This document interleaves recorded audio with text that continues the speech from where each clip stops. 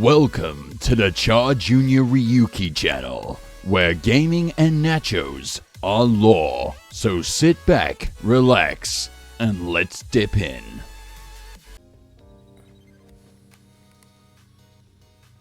Hello guys, Cha Junior Ryuki here, and welcome to Hermitage. It's pronounced one of those three ways. Strange case files. So I'm assuming it's going to be a little bit of a horror. So I'm assuming it's also going to be a little bit different. Reason why there isn't no face cam is because I got awful glare from the light from the sun outside coming through my window in such a way that I can't, get to it to block it. So I didn't notice that till after I just got done recording another ARC episode. So we're just gonna get right into this.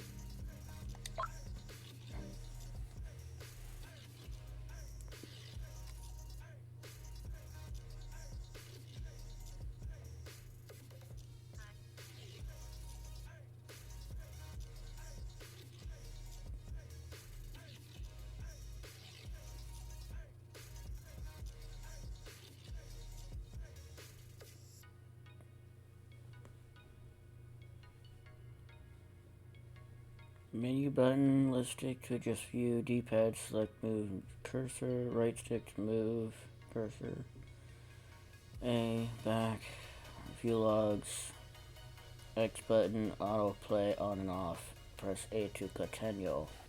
I like that. Pretty sure I'm gonna screw up. Skip conversation. Well, that's a bad idea because I'm bound to hit that button when I get tired of hearing it.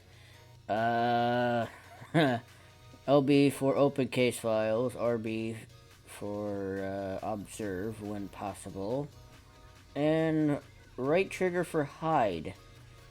What are we gonna be hiding from?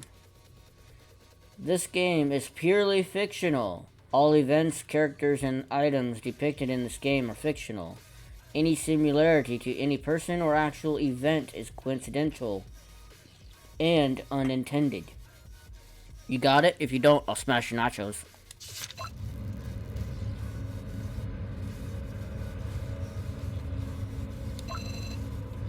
She keeps her eyes closed.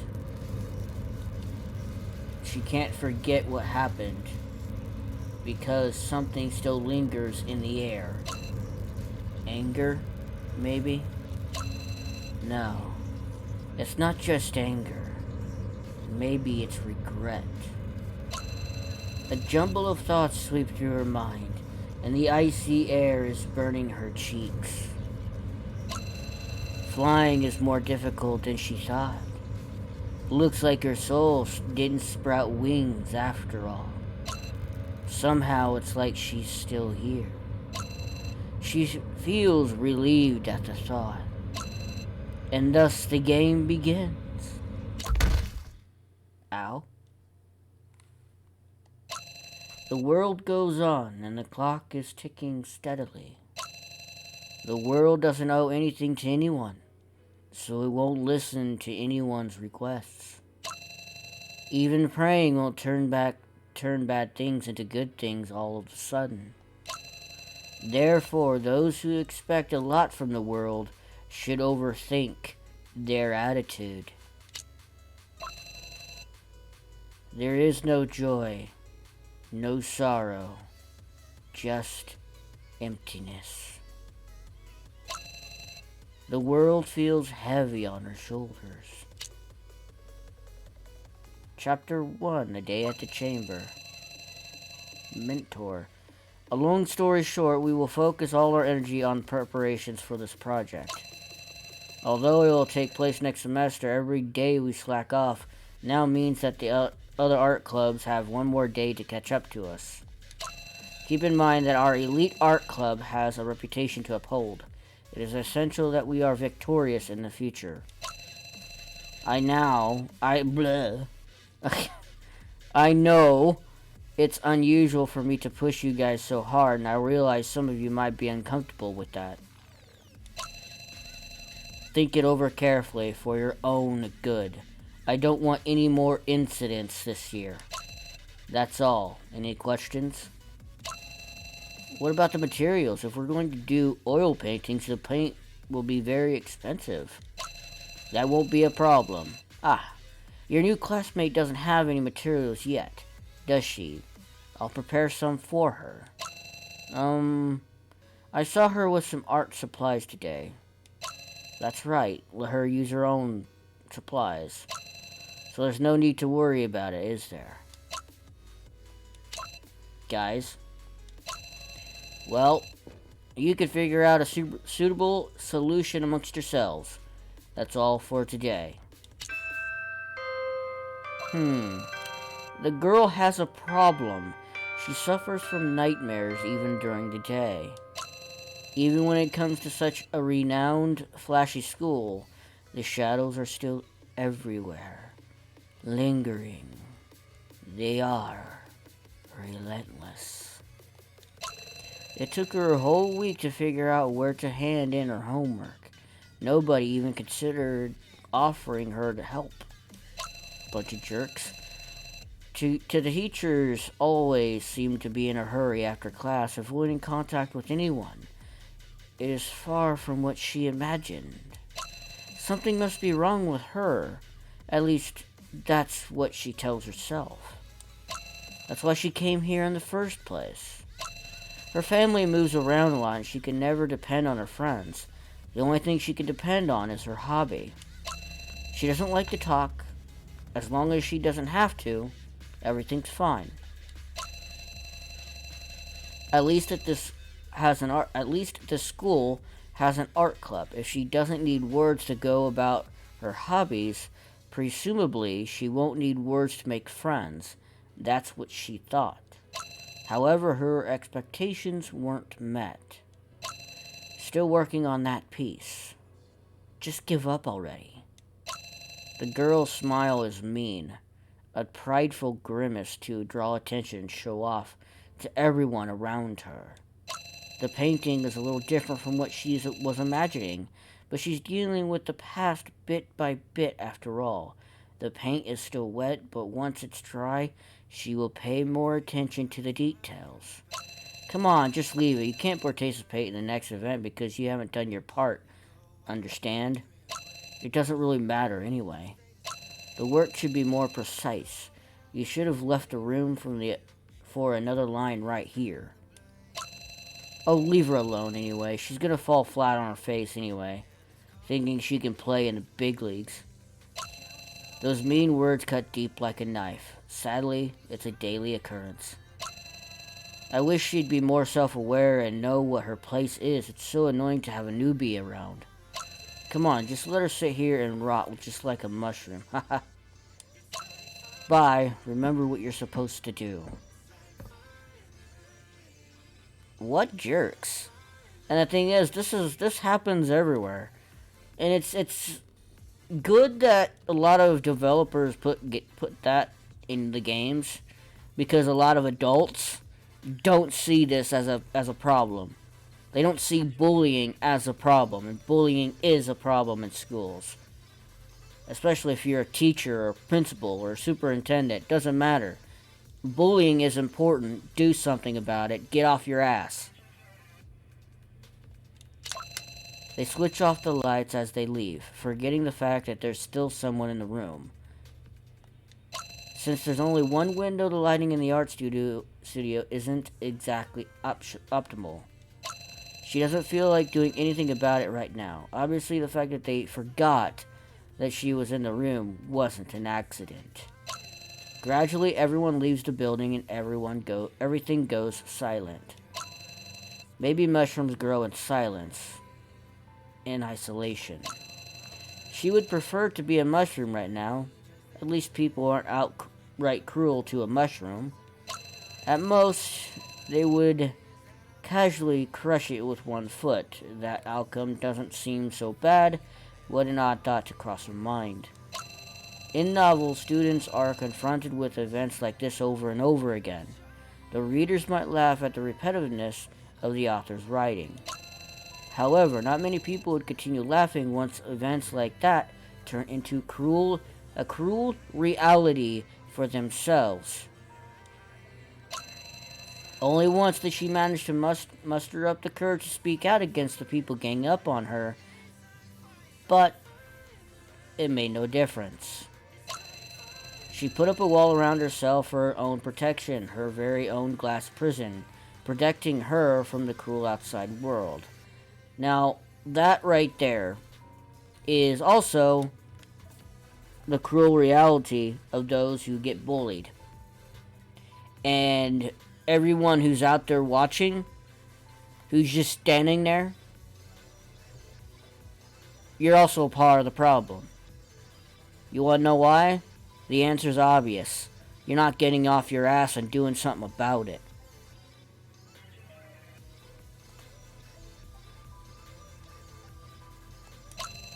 The whole world is against her. At least that's how she feels. In a novel, there would be two potential scenarios for her: coming out of her shell and breaking the silence, or slowly but surely drowning in it. And she obviously doesn't have the right kind of personality for the former. The broom and the dustpan are gone. She isn't surprised at the prank, and just quietly closes the cabinet. The classroom is more cluttered than ever, and the crumpled up paper everywhere seem to be a trap that has been laid out for her today. She slowly picks up a piece of paper. Eventually, they all run out of ideas.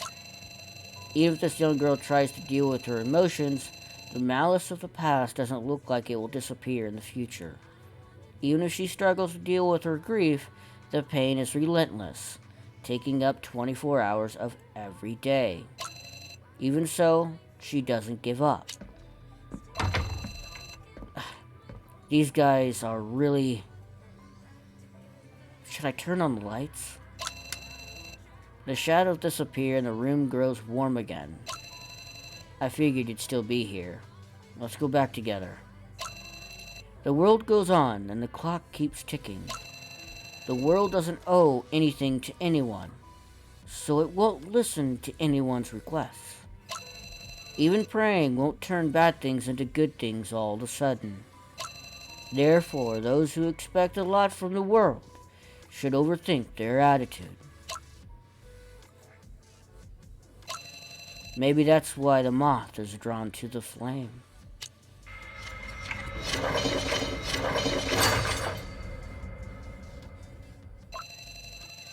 Store manager.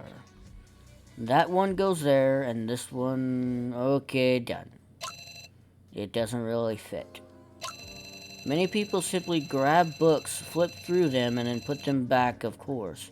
They don't check where the book originally was. This means everything an unorganized mess with different genres and classifications thrown into one bag. One big, messy pile. Good grief. Making sure that everything is put back in its original place is probably more difficult than just placing it in there in the first free space you see. Alright, time for a break. There's no sense in asking too much of yourself. To be honest, I don't have a whole lot of confidence as the store manager, even though I've been doing this for the last 6 months. I had my doubts at first, but whatever. Gotta earn money somehow. The landlord's out for my blood. Hermitage isn't just an ordinary shop. If customers are only looking for something to satisfy their desire to read, most of them won't find what they're looking for here. The literature here, from the folklore of Japanese scholars in China to propaganda transcripts of new religious groups in Southeast Asia, has piled up in such a vast ocean of books that even the owner has lost his overview.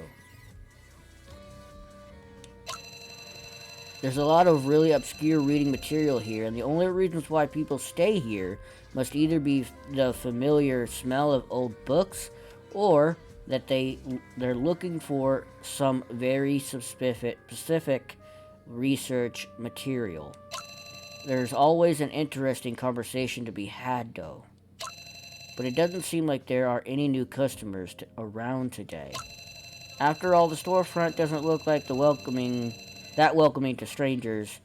The few regulars who come are either very quiet or have chatted way too much over the past few weeks to the point that they don't have anything interesting left to say. The girl's hand rests on the edge of the bookshelf, and she's silently moving her lips while browsing through the books. Over the last few months, she has become a regular visitor. I like her. Quietness isn't a bad thing in itself, and she's always been polite and not at all annoying. What's more, she bought Voyagers of the Western Pacific in the shop, which instantly earned her some bonus points. I should try talking to her more often. I'm sure there's some good conversations to be had. I just need to finish my chores.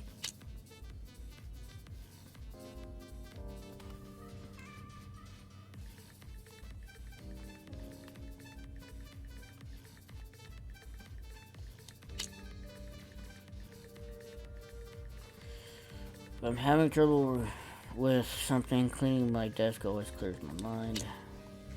If I'm looking for information, I can always check out the bookcase. There aren't any noteworthy books right now. If there's nothing else I can do, I can sometimes go ahead and organize the shelves. There's still customers in the store, so I should do my job for a minute first.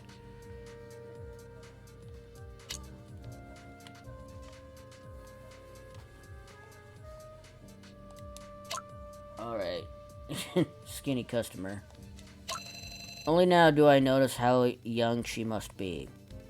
Her uniform, consisting of a sailor suit and a long skirt, is quite well known in the city.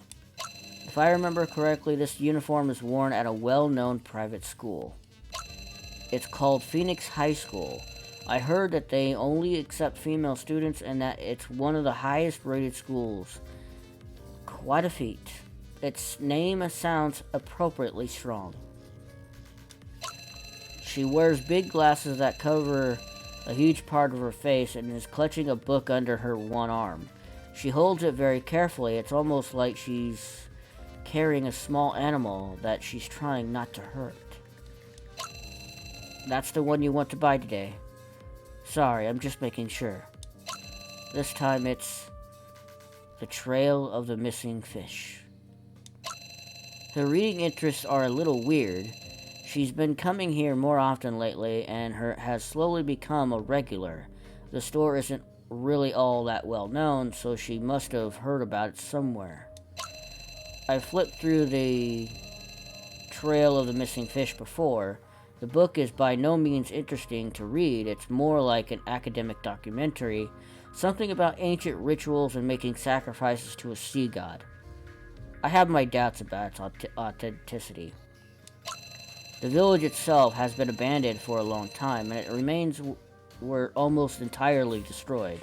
The author cites a large number of folklore accounts to corroborate the details, but it's all mere speculation. An entire book full of ancient texts. A book full of ancient texts. While the content sure is interesting, the quality of the writing itself is lackluster. Why would a student be interested in the remains of a settlement whose name has long been forgotten? I wonder. Sure, the shop sometimes gets a volume containing a rare piece of history that's significant. But this mysterious village, according to the author's nebulous sources, was a place where strange rituals were a common thing. It's actually quite scary to read. And that's not even the most troublesome thing. It's not that simple, I'm afraid. Huh? I can sense her confusion. May I ask why you want this book? Why? I'm just curious. I can't deny it, these things are very interesting to me, too. There's more to this world than we know. The girl seems somewhat confused. Her blank eyes wander around the room. Can I please have it? I really need it. It's just there are certain rules and guidelines I must follow. I'm sure you understand. The way the girl responds is somewhat unusual. Even though it's a strange book, she shouldn't be this embarrassed. Maybe she's really introverted. I don't know if the reason could be such a simple one. But yeah? Sure, it's okay, or maybe everything alright? I don't need this book anymore, I'm sorry, I'll help you put it back. The girl takes the book from my hands and turns towards the bookcase. It's all very abrupt, and the way she moves is extremely clumsy. It's easy to see how nervous she is and that she didn't think things through. Ah! Oh.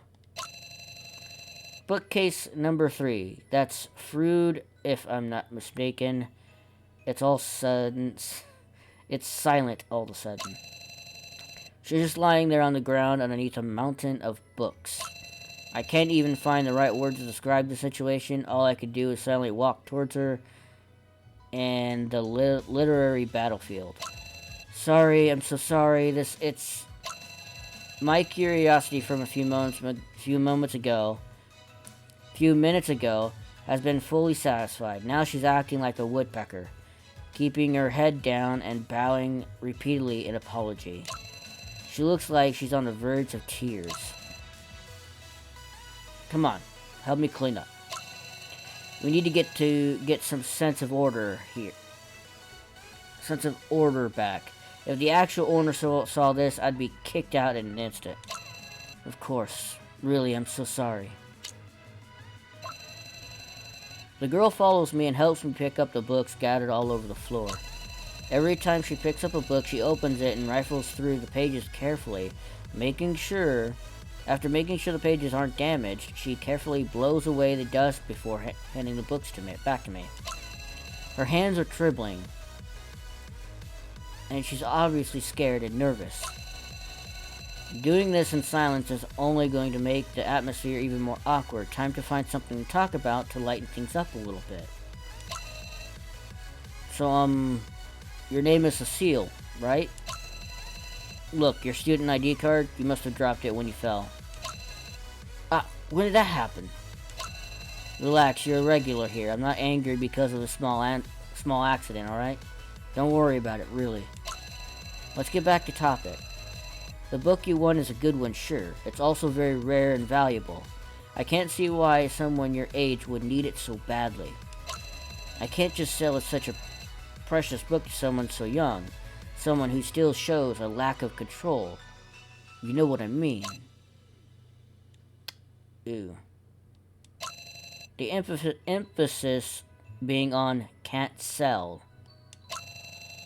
If you could convince me, I might consider lending it to you. I'll lend it to you, and you bring it back once you finished it.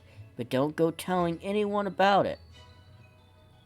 Or go telling people about it. I don't usually make exceptions. I don't want to have to lie to people and pass it off as a mistake should anyone find out I made an exception. This copy of The Trail of the Missing Fish is a folktale, and given that even if this issue is at least 20 years old, I doubt the author was ever officially published during his time. As mentioned before, the book's contents and writing style are rather obscure, and it takes a lot of time to fully grasp its meaning. You might be disappointed if you expect to find an exact piece of information that you're looking for, but online search engines have come a long way. Our ability to search for information and find it quickly has long exceeded everything we used to think it was possible.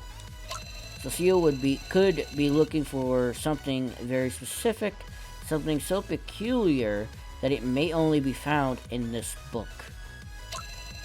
Such a young girl, suddenly developing an interest in ancient religious practices for no apparent reason. What a strange world we live in. Cecile hesitates for a moment, because she still feels guilty. Sir, would you believe me if I told you something? That really depends on what you're going to say. Just know that you don't have to tell me anything you don't want to. But if there's anything you need to get off your chest, I'm happy to listen. I could fully understand why you wouldn't want to talk to your classmates, and some things need to be talked about. Or they'll eat you up from the inside.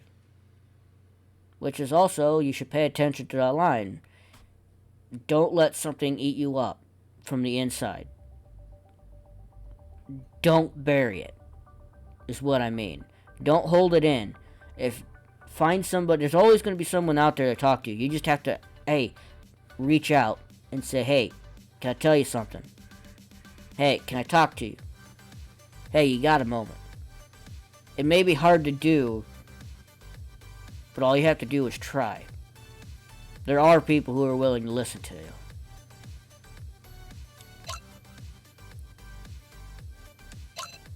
Bullseye. Her pale fingers clenched the book tightly. Recently, I've been having some very strange dreams. Oh? I like this about this. I like the art style. I know I didn't say this before, but I like the art style and how this is going. I like the how they talk about bullying and everything. The pranks. As of right now, I like everything. I like how this character is so curious that he's willing to listen in some sort of ways. Oh. Most of them are horrifying, so I'm really scared. I dream of a gigantic fire rising from the sea, engulfing an entire island. Many small animals lived on that island, but they all disappeared in a blink of an eye, swallowed by the flames. There was no trace of them left after that. In another dream, I saw men dressed in ancient armor. They were fighting. They held swords and spears and stood together in large groups. A large squadron of cavalry rushed towards them from the hillside. There was blood everywhere. The men who weren't on horseback were shouting and screaming. I couldn't understand the strange dialect, but they were speaking Chinese. I also dreamed of a huge plaza surrounded by buildings. Foreigners wearing hexagonal star badges stood together in dozen lines and were escorted to trucks by soldiers. There were mothers in tears holding on to their babies. The soldiers showed no emotions. They knocked the cowering women to the ground with their rifles and then took the screaming babies. Before I started having these nightmares, I'd only seen scenarios like that in a book, illustrations, or on TV. But I also saw many things that I had never seen or heard about before. These aren't ordinary dreams, and I can't seem to forget about them. I'll remember them all vividly. I'm sorry, I'm not very good at describing how I feel. Did it all seem way too real? Cecile nods. They don't seem like the normal dreams. Why would I have visions of such things when I don't even have that good of an imagination? I tried to write it all down. If there are realistic details that I couldn't actually know about, that would be all proof I need. I see, so this time you had a dream about a traditional native festivals. You wrote down what they were doing in your dream, and now you're looking for information that might give you some clues. To be honest, old literature as specific as this is both hard to find and hard to understand. Even hard without having some prior knowledge about it. There was a group of natives dressed in rags, dancing around an 8-legged fish made of straw. They spilled yellow wine on the straw heap and smeared blood on the child's lips. They were chanting a strange song that I didn't understand. I had no idea what they were singing at first because I'm not familiar with that Cantonese dialect. But things became much clearer when I found out about the book. Cecile concludes her train of thought with a slight sigh. Nearly all of the customers who come to Hermitage to buy books have a story.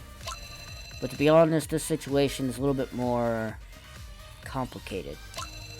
The human brain has many different ways of painting pictures in our minds, dreaming being the most common one. However, for most dreams, there's a logical explanation. Once we drift into supernatural territory, that's when people get scared. But that's not the most pressing issue right now. I can't help but look back at her. Cecile is afraid of making eye contact, but she manages to raise her head to convey how sincere she is with her eyes. She isn't being completely sincere, though. A half-truth is still a lie. I don't know if she realizes that. I'm not angry. I can't blame her. In the face of uncertainty, she doesn't know who to trust and is extremely confused. Every situation is unique, for better or worse. I've accumulated some experience dealing with strange situations like this one.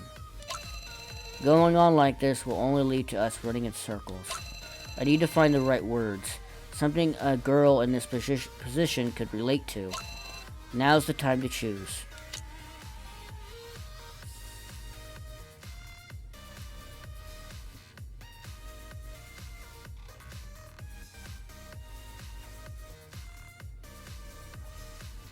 Being straightforward, what else are you hiding? I think there might be something else. Or bluff. Actually, the truth is, to be honest, I don't think this would be a good one. And I don't think this one would be a good one. I think if he's trying to figure out what she's trying to say, I think these two are the right ones. I don't think going out straightforward and scaring the hell out of her when she's already scared as is would help anything, especially with you know, also being another way of being straightforward, you know, intimidating her. So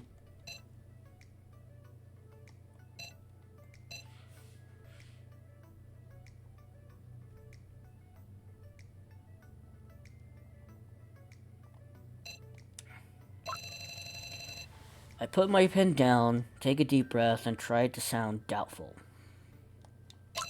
But it's weird, isn't it? The girl's eyes widen as I call her out. Looking for information because you had some strange dreams. A nice idea, but only for someone who went through the trouble of making up a story would explain it like that. But I didn't. Humans rely on subjective motivation. If the thing has no value, no one will grant it much attention, let alone devote it so much effort into studying it. Though, I could be wrong. I can tell you're a smart girl, but believe me, interest is a bad excuse. You can stick with that approach, but it's not going to work. I approach Cecile and look into her eyes. There's a lot of history hidden away here. Fate brought you to Hermitage. It's a special place. I hope you understand that. Cecile seems to be holding her breath. The girl holds tightly onto the book, her fingers caressing the corners. It's a sight of how many thoughts are going through her head right now. Time feels as if it's moving slower. I don't know how long we were standing there, but after a while, Cecile's eyes finally drift away from mine. Sir, you really aren't an ordinary person. Thanks. I won't shy away from a compliment if I get one, that's for sure. Cecile ignores my playful remark. She carefully puts the book back on the shelf, then turns to me with a serious expression on her face. It wasn't my original plan, but sooner or later, I probably would have come here to ask you for advice anyway. I'm sorry for causing you so much trouble. I'm really embarrassed. Seems like you really don't know anything. All I can do is scratch my head. Playing dumb doesn't seem to be working very well. I want to believe that there are still people willing to help others out there, so it's nice to see they still exist. You're an interesting person, surrounded by so much knowledge from all kinds of different sources. Most people would never believe me if I told them what I told you. I can take a rough guess at your situation. You can tell me your story. I'd like to hear the truth. The corners of Cecile's mouth turns upwards into a slightly bitter smile. It's a harsh truth, though. I really didn't lie. Those images are still in my head. But it's just like you said, there are other reasons why I'm paying so close attention to them. Cecile's tone of voice changes as she looks at me, but her eyes aren't focusing on me. I guess we should really pay attention to the background because there might be something popping in and out. I don't know. I saw my best friend in my dreams. She's like a sister to me. Huh? Well, that changes things. She was lying on the ground, twitching, her face as pale as snow. The ground beneath her head was covered in red. Blood was still pouring out of her. I couldn't see her eyes. Her right hand was completely mauled. She was trying to move. There was blood. So much blood. And the girl is getting more and more immersed in her vivid memories. She stares at me with blank eyes. I could see a figure reflected in her eyes, but it's not me. Cecile covers her face with one hand. She looks panicked. She uses the other hand to point at the ground as if something were lying there. She kept trying to lift her head, but her neck was twisted too badly. She didn't react at all. I held her hand. Cecile's enters is in a kind of a trance as she becomes fully immersed in the memory. Her facial expression changes to one of utmost dread, and her mouth starts moving strangely on its own. Words spill out of her mouth. She can't control it. She's staring. The stare. The eyes. Wait, the eyes? Didn't she say she couldn't see them at first?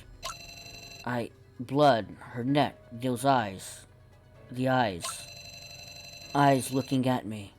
They're looking at me. They're staring at me. Looking at me. Gazing at me. Those eyes. I clap my hands loudly in front of her face. Ah! She sits there with her arms wrapped around herself, shaking, frightened. What should I do? I gently put my hand on her shoulder. Calm down. Calm down. So basically this vision made you worry. Worry about your friend's well-being. Cecile nods. I can't bear the thought of her like that. It's so horrible. I'm really scared. The more I remember, the more Cecile leans up against the edge of the bookshelf, her arms are around her knees. So you decided to look for information on visions and hallucinations. You're trying to gain further knowledge about them, trying to figure out how much of what you're experiencing is connected to reality. No response this time, but the answer's clear. This is starting to get troublesome. Will you help me? Cecile looks up as a worried expression on her face. Her eyes are slightly red, swollen from holding back her tears. She looks so troubled I can't leave her alone with this burden. So your interest was in fact genuine. That book, I thought maybe Okay, take it easy. I won't leave you on your own. However, if you really want me to help you, I need more information. Some more details to work with. Who exactly is this friend who's like a sister to you? What's your relationship with her? Can you pinpoint where and when this vision takes place? The more importantly, what exactly are these hallucinations? I know the situation is serious, but I still need to grasp the basic concept of it all, or I won't be able to help you. You're right. I'll tell you. Actually, I often get bullied at school. I don't have any friends there, and they often pick on me in groups. They all think I don't deserve to be going to the same school as them. They want to force me to leave. They don't talk to me. They steal my books or pour water in my desk drawer. They always try to make me angry or trip me whenever I walked by. The only person who ever stood up for me and told him to stop was her. Her name is Eloise. She's the president of the school's art club. Without her, I probably would have given up already. When did you two meet? Around the middle of September this year. Interesting. From what you told me so far, I would have thought you've known each other for years. I wish that were the case, but I only transferred to Phoenix High School this semester. I had high hopes that the people there would be nicer, that there'd be a sense of community, but it's even worse than it was before. She sighs and looks as if she's holding back a frustrated laugh. Sounds tough. Is this art club somehow related to what you've been dreaming of? The floor in my vision is much like the one in the club building, and Eloise often gets into arguments with others because of me. Are there many conflicts within the art club? The situation between her and the others is very tense, even though she's the student representative. Don't the teachers have anything to say about all of that? I mean, things like that could reflect negatively on them too. Also a thing, teachers don't give a shit. Majority of them. Truth be told, the teachers are more worried about the arts competition. The preparations for that have their full attention. The what now? It's an art competition called the Yukai Cup. It's a prestigious and the level of talent is very high. It's a serious business. I don't really know too much about those kind of things. What can you win? Prize money? No, nothing like that. Honestly, for me, it's not even a big deal. But I only been around a few months. Many of the others multiple years. Their pride is on the line when it comes to facing off against students from other schools. So it's about honor. Every February, the Yukai Cup is the only thing anybody talks about at Phoenix High. We always score well in the competition. Sounds very persistent, if you ask me. They work so hard to prepare that they're all stressed out. The atmosphere becomes unbearable. The art club turns into an emotional powder keg. So it's a regular occurrence. Just like me, Eloise doesn't have much of a presence outside the art club. Considering her calm personality, it's hard to imagine her taking the initiative and start a fight with anyone else. That makes your visions even more strange. There's no plausible explanation for them. I would like to just write them off as simple nightmares, and I really would, but I'm convinced that there's more to it. Yes, I understand that now. It really makes me wonder.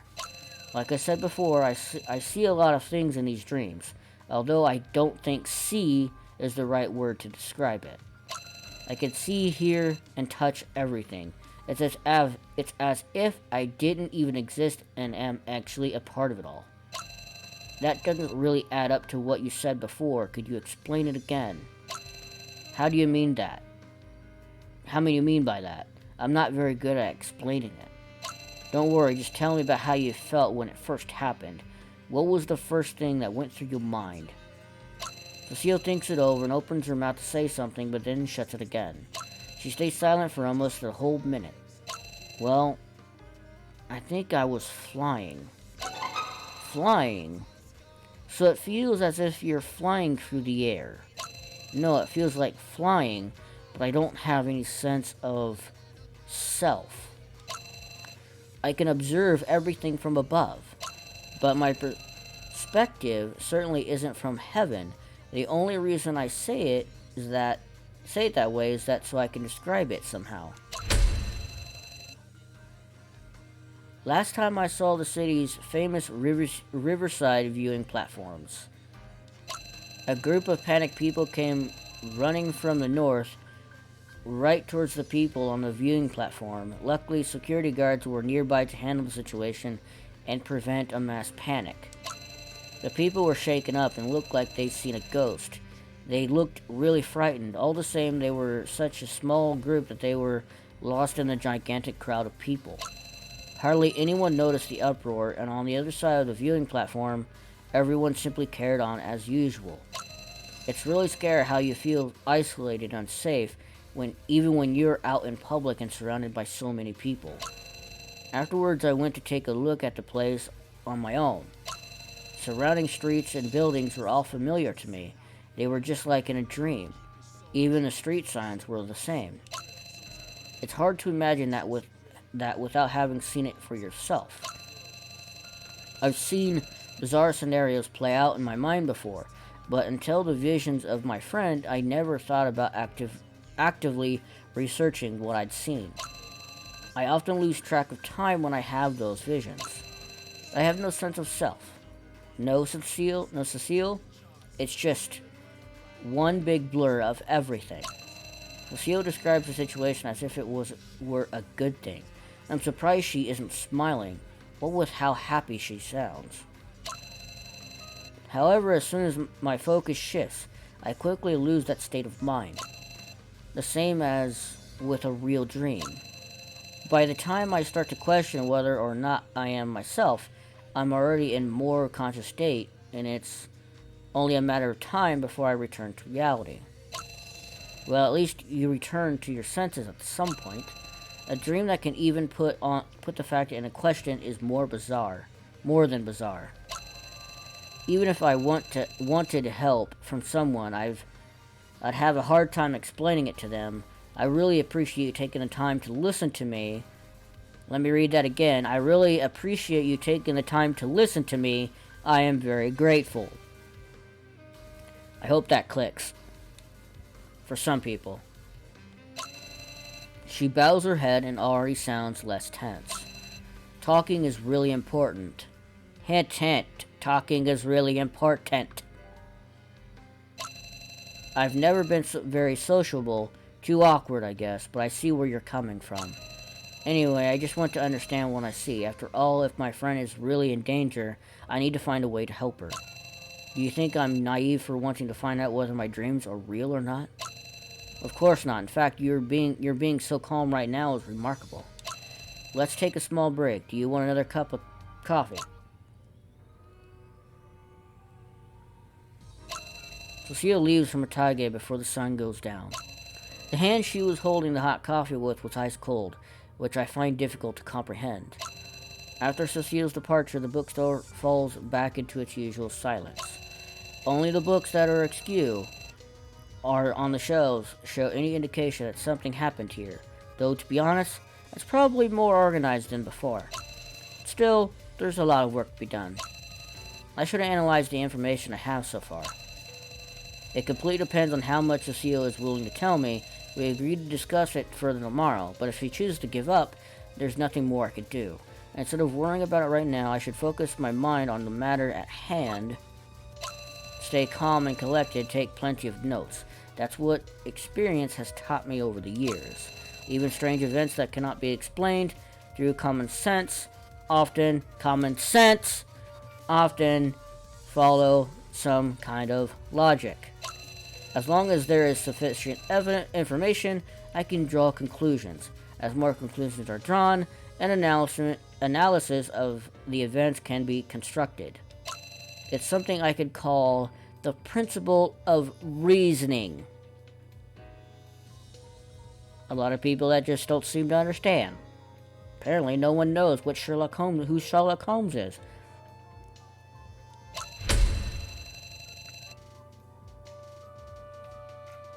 But you know what?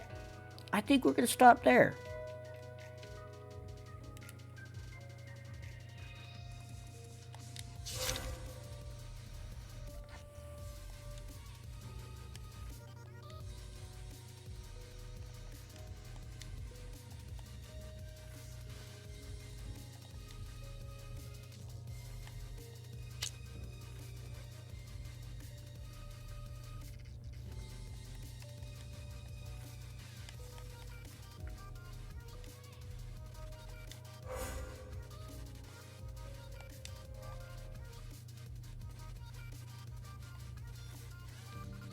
I'm actually starting to like this. I don't know about you guys, but I really like this, and it points out a lot of things. Common sense.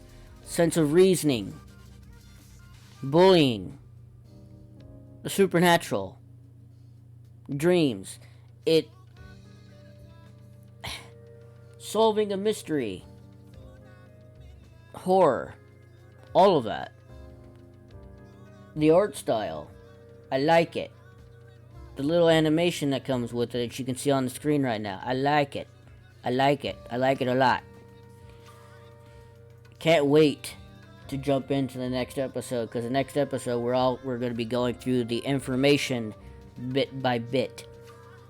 So, if you liked Hermitage, The Strange Case Files, and you like this episode, click that like button.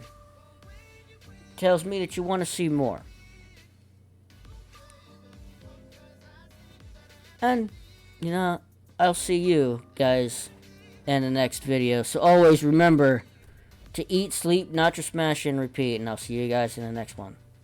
Peace.